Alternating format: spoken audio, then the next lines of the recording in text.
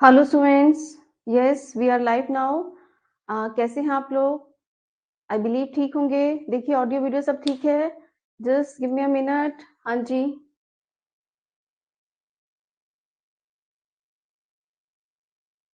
ठीक है, विजिबल है सब लोगों को। चलिए, हाँ जी स्टूडेंट्स, आज जो हम टॉपिक शुरू करने जा रहे हैं उसका नाम है लैंग्वेज एंड थॉट, भाषा एवं चिंतन। एक नंबर के लिए ये जो टॉपिक है आपके एग्जामिनेशन पॉइंट ऑफ व्यू से इम्पोर्टेंट है। बड़ा क्यूट सा टॉपिक है, डिफरेंट एग्जाम्स में इसका रोल है। तो क्या है मैं डिस्कस कर रही हूँ स्टूडेंट्स। टॉपिक का नाम है भाषा एवं चिंतन। बड़ा प्यारा सा क्वेश्चन आता है इस पर्टिकुलर टॉपिक पे से। इस टॉपिक को शुरुआत करने से पहले मैं आपको जरा कुछ क्वेश्चंस पूछना चाहती हूँ, मुझे जवाब दीजिएगा। स्टूडेंट्स, वो कौन सी उम्र थी जब आपने भाषा को बोलना सीखा था? जरा बताने की कोशिश कीजिए, याद कीजिए।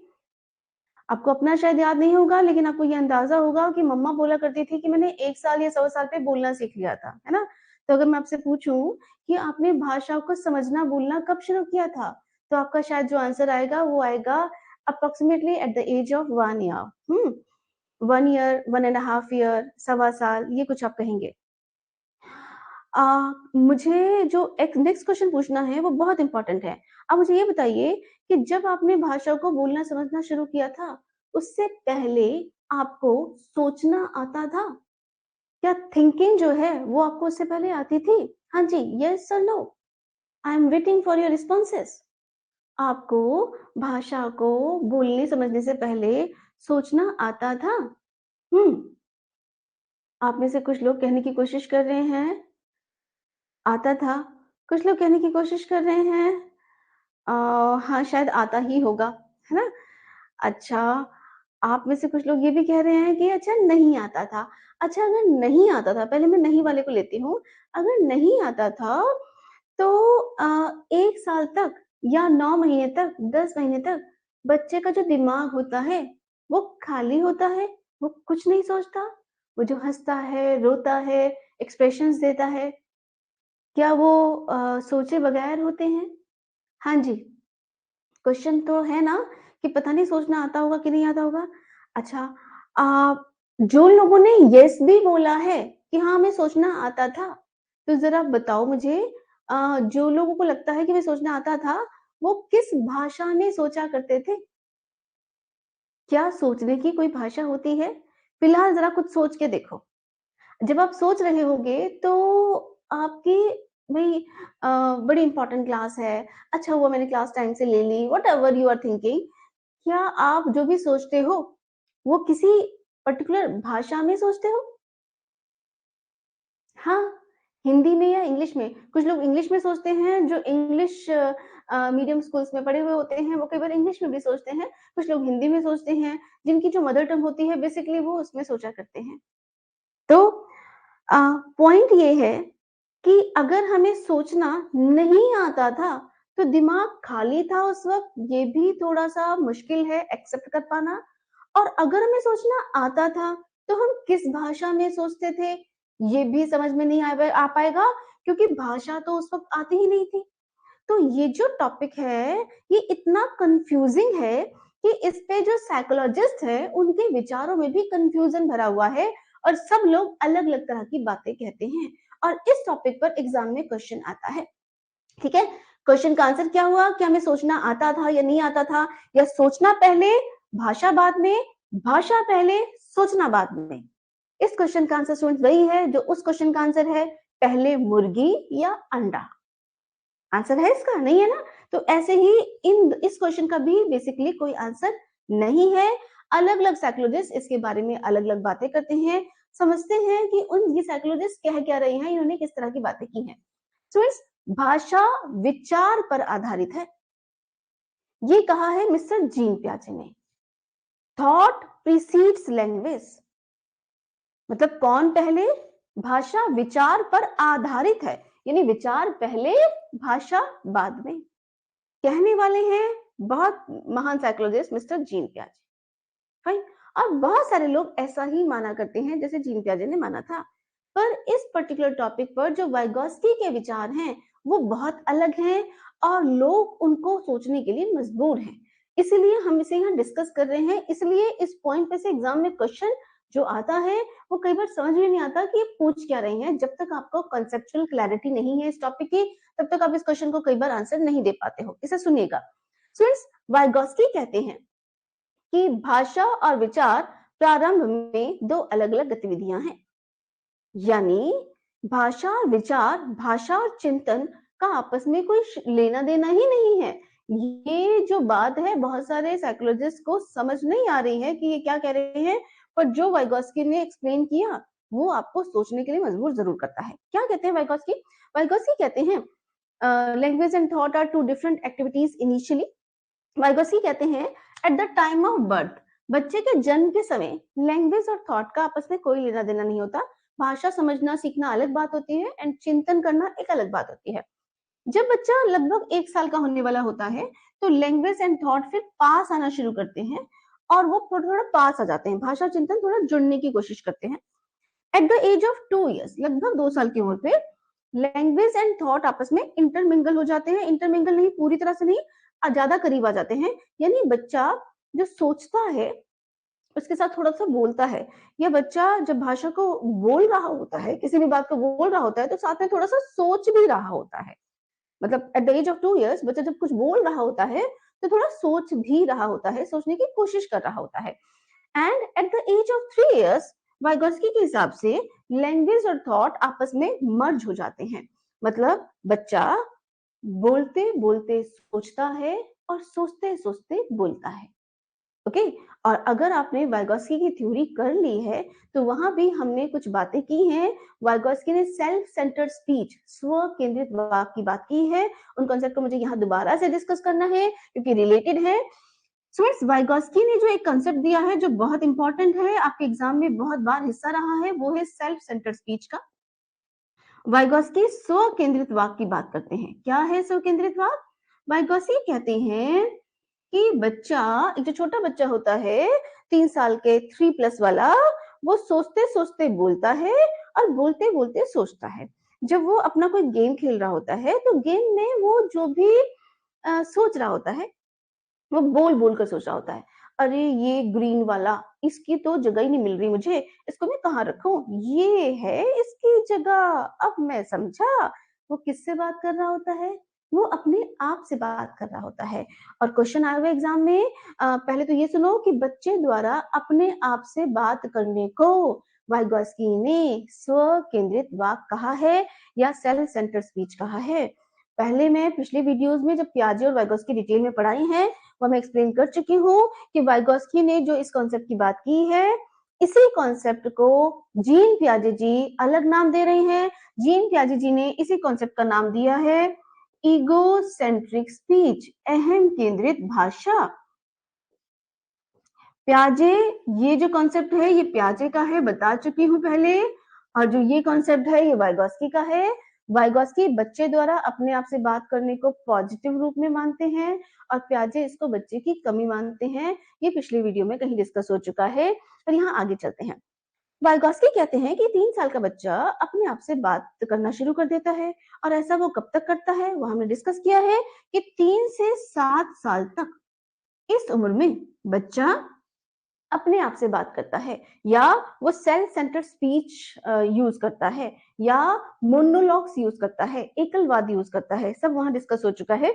अच्छा, अब आगे सुनना। वाइगोस्की के हिसाब से जब बच्चा 7 साल का हो जाता है तो अब वो मन में सोचना शुरू कर देता है। तो पहले वो 7 साल से पहले कैसे सोच रहा था? वो बोलते बोलते सोच रहा था, चुप होकर नहीं सोच पा रहा था। लेकिन आफ्टर 7 years ऑफ एज वो मन में सोचना शुरू कर देता है और वही बोलता है जो उसे बोलना है। ठीक है, तो वाइगोस्की के हिसाब से बच्चा सही मायने में चिंतन करना कब शुरू कर रहा है? After the age of 7 years। According to mister Lev Vygotsky, बच्चा पहले भाषा सीखता है, फिर 3 साल का होते होते वो भाषा के सोचते सोचते बोलता है जब, तो वो उस वक्त सोचना सीख रहा होता है। ठीक है, जब वो बोलते बोलते सोचता है और सोचते सोचते बोलता है तो फिलहाल he is in a process of thinking. वो सोचना सीख रहा होता है। जैसे लिखना सीखने में समय लगता है, जैसे चलना सीखने में समय लगता है, जैसे कोई गेम खेलने में सीखने में, क्रिकेट खेलने में सीखने में समय लगता है, ऐसे ही वाइगोत्स्की के हिसाब से सोचना इंस्टेंटली नहीं आता। सोचने की एक प्रक्रिया होती है। सोचने में आपको चीज़ों को लॉजिकल तरीके से मैनेज करना होता है और लॉजिकल तरीके से सोचना सोचना एक ऐसी प्रक्रिया है, मतलब कुछ भी हौच-पौच दिमागों में विचार आना हम सोचना नहीं कह सकते। सोचना मतलब आपको चीज़ों को लॉजिकली अरेंज करना पड़ेगा। और आपको अगर पियाजे की थ्योरी भी याद है, वो संज्ञानात्मक विकास वाली, उसमें जीन पियाजे ने कहा था कि at the age of 7 years बच्चा लॉजिकल तरीके से चिंतन प्रारंभ करना शुरू कर देता है। बच्चा लॉजिकल तरीके से चिंतन करना शुरू कर देता है। तो स्टूडेंट्स, अम वाइगॉस्की की थ्योरी बहुत गलत नहीं है, काफ़ी हद तक ठीक लगती है कि अगर चिंतन एक प्रक्रिया है और चिंतन करने के लिए लॉजिक की ज़रूरत है और लॉजिक की समझ बच्चे को 7 प्लस पर आती है, तो बच्चा स्टार्टिंग से ही सोचना कैसे सीख सकता है? तो वाइगॉस्की के अनुसार बच्चा सोचना कब शुरू करता है? At the age of 7 plus. तो वाइगॉस्की के हिसाब से 7 प्लस पे बच्चा मन ही मन में चिंतन करना शुरू करता है। और भाषा कब सीख चुका होता है? भाषा सीखने की उम्र है वो 2 से 6 साल है। 2 से 3 साल, 3 साढ़े 3 का होते-होते बच्चा जो मदर टंग है वो बहुत अच्छे से सीख जाता है। ये बात साइकोलॉजिस्ट प्रूव कर चुके हैं कि भाषा सीखने की उम्र छोटी है, 2 से 3 साल में बहुत अच्छे से एक लैंग्वेज सीख चुका होता है और चिंतन सीखने की उम्र, थिंकिंग करने की उम्र 7 ईयर्स है।